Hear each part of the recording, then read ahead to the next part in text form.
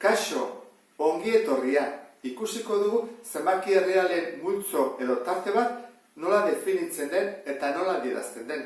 Pentsa dezagun, esaten digutela, isa zenbaki erreal bat dela eta bere ezaugarria dela -4 baina handiagoa edo berdina, baina 5 baino txikiagoa.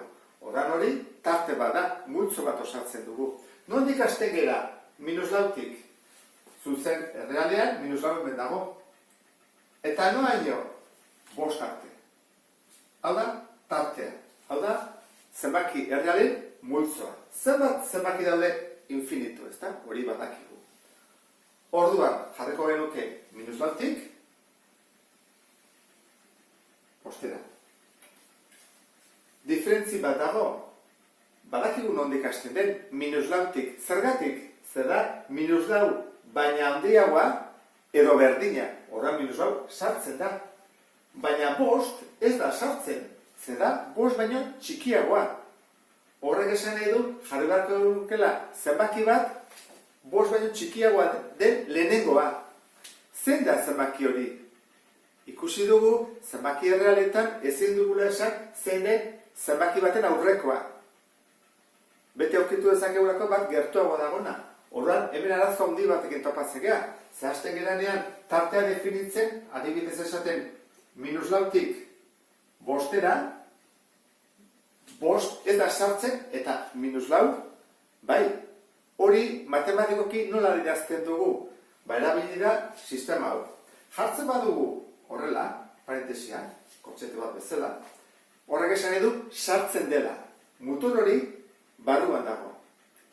Eta ez bada sartzen, kentzen dugu hori, eta jartzen dugu alako borobitxo bat, esan ez 5 ez dela sartzen. Eta hemen nola jarriko dugu ez dela sartzen? Parentesi batekin.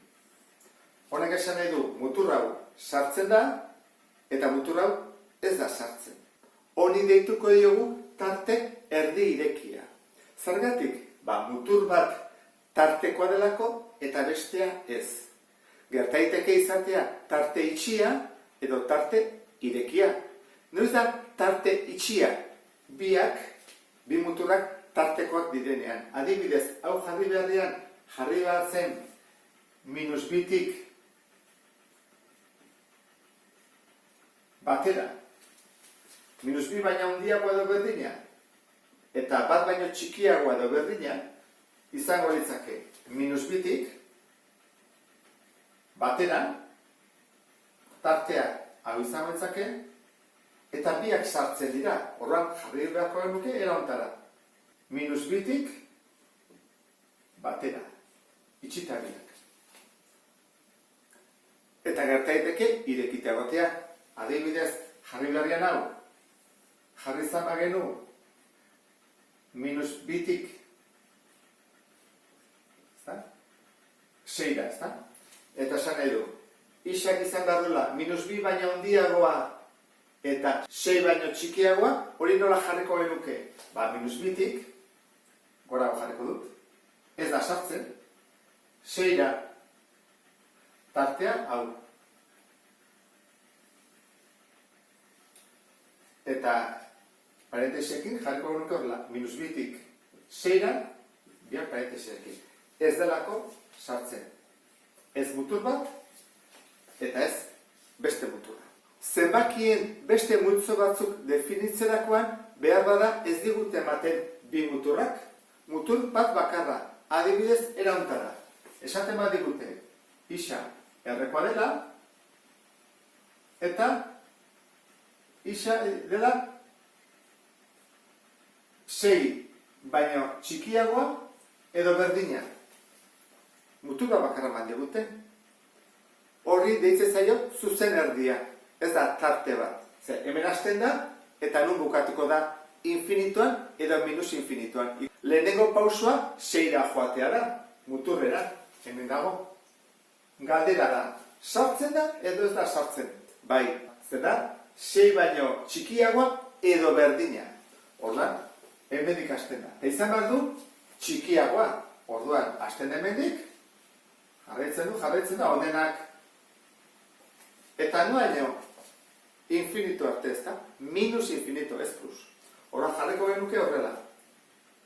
Minus infinitotik, minus infinito, badakizu ez dela sartzen, hori dudari gabe. Eta noraino 6 arte, eta 6 bai, zuzen erdikoa da. Hori deituko diogu zuzen erdi itxia. Gerta daiteke izatea baita ere irekia. Noiz izaten da hori?